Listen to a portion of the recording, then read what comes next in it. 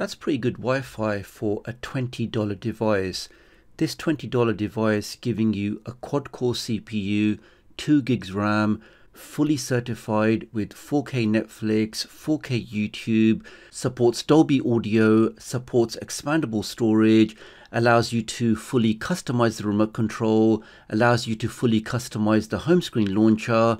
To get all of that in a package costing $20, I do think this ONN 4K box is pretty special. Now, in this video today, let me give you a quick tour of this box. We go through some of the features, how good the device is, how easy it is to sideload, what kind of Wi-Fi speeds we get, and if I would recommend a device like this over the tried and tested Amazon 4K Firestick. So please do take a moment to hit that like button, make sure you hit that subscribe button. So with all of that being said, let's get started. If you're new to the channel and you want to stay up to date with the latest tech tutorials, the latest Firestick, Android and Android TV tips and tricks, then please do subscribe and hit the notification bell. It's a small click from you, but it makes a big difference to me. Thank you. And here we can see on the Walmart website, the ONN Google TV 4K streaming box, the new 2023 edition, is currently under $20. And that gives you, supports 4K. It's running Android TV 11, I believe. Here we can just see that it supports 2 gig RAM, 8 gig storage. We can see it's a quad-core CPU, has Dolby Audio, fast Wi-Fi. Now, I'm not really going to waste any time going over all of these specs and benchmarks because I just want to show you in real life tests, how does this device perform? Can we do the things that we want to do, like sideload, browsing speed, install applications, all that kind of stuff. So let me now jump over to that device. Okay, so first up, I have to say that I'm really impressed with this remote control. I mean, it feels really nice in the hand. I mean, I'm comparing this to the Chromecast remote control, which just feels like a bar of soap. It's really slippery. It just feels really like gimmicky, whereas this is actually a good size remote control, very similar to the Amazon Firestick remotes. We can see we've got a couple of extra buttons at the bottom where, because we're running Android TV, I can very easily customize these, maybe to launch a custom launcher or maybe to launch another application. It's very easy to remap these buttons. Now, another thing I like about this remote control is the fact that we get this profile button here. So as we're running Google TV, I can press the profile button and I can now very quickly switch over to another account, maybe for another family member or maybe for a children's profile. You can very easily do that. Now, in terms of the home screen, guys, I mean, I'm sure you're familiar with the Google TV home layouts. You can see some recommended things at the top. You can see your applications here. Also supports continue watching, so anything you start, you'll carry on. And we see some other content over here. Now, if I just go over to the settings, if I go down into System, go over to Storage. I've just installed a few applications just for this test, but we can see total space available 5.1 gig, and right now I have just over 3 gigs of space available. But as mentioned before, the device supports expandable storage, so you can buy a basic OTG cable like this, plug one end into the ONN streaming box, and you'll then have a full-size USB port where you can plug in a standard USB drive and very easily expand the storage. Once expanded, you can then move applications, you can move things around, and this way you can very easily increase the available storage on your ONN streaming box. So first up, sideloading. So all I had to do was just download from the Play Store.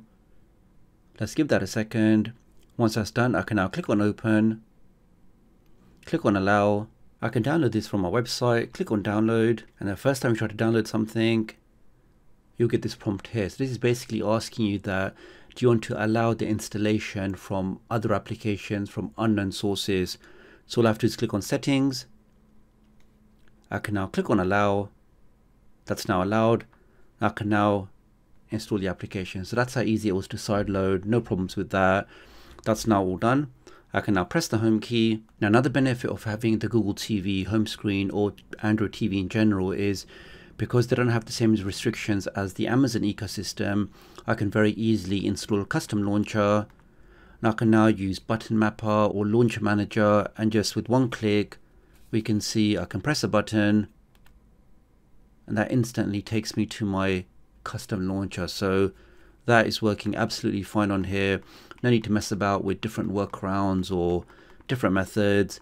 You can very easily remap the home button and launch any custom launcher that you like with the ONN 4K streaming box. Let's try some 4K YouTube. I mean, you can see guys, so far the performance is more than sufficient for somebody looking for, streaming, watching YouTube, maybe some third-party applications. All of that's working absolutely fine. Let me just try some 4K content. Okay, so right now this $20 streaming box is happily pushing 4K content, is processed more than 3,000 frames, and we don't have a single drop frame. So really, I think at that price point, that's a very impressive stat. Okay, so 4K YouTube works flawlessly on this box. Let's go back. Of course, because it's an official certified box, then your Netflix, your other content, you'll get the 4K quality playback. Okay, let's do a quick Wi-Fi test. I mean, you guys saw in the intro, but let's just make sure that that test wasn't a fluke, it wasn't a one-off. Or are we saying that this $20 box is always comfortably pushing over 400 meg downstream? I mean, that really is an impressive speed for such a small, tiny box. Okay, so that's 430 meg downstream. Let's just do one last test just to make sure again that it wasn't a one-off or an anomaly. Okay, let's do that again. Final test number 3, again over 400 meg downstream. So definitely impressed with the Wi-Fi speeds of this $20 streaming device. Let's go back.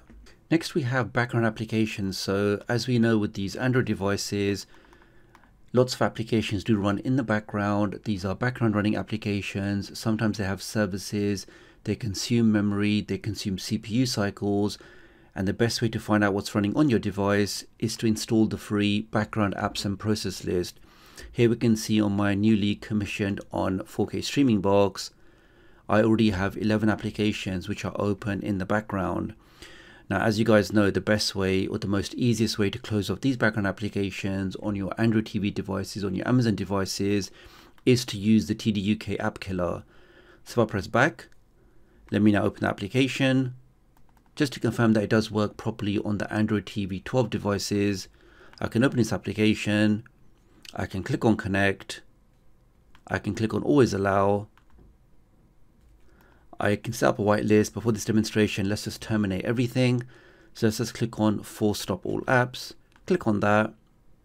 We can see 10 applications have been destroyed. I can click on exit, and when I now go back to the background apps and process list, we can see every single application has been closed with one click using the tdoctoruk app killer. And if you guys want to check that out, do have a look in the video description or the pinned comment. So overall guys, I am extremely impressed with this $20 streaming device. As you've seen, the device performs perfectly fine, navigating around the home screen, has a fast nippy UI. Of course, because it's Android TV, it's very easy to install a custom launcher. You don't have to mess about with any of those workarounds that we have to do on the Amazon devices. You can just install Launcher Manager or even Button Mapper. You can then map any button, including the home button. So when you press one click, it will take you to a custom launcher. I really like the included remote control. As I mentioned, you have the profile switching, you have the infrared blaster, so you can actually control your TV and other audio video equipment.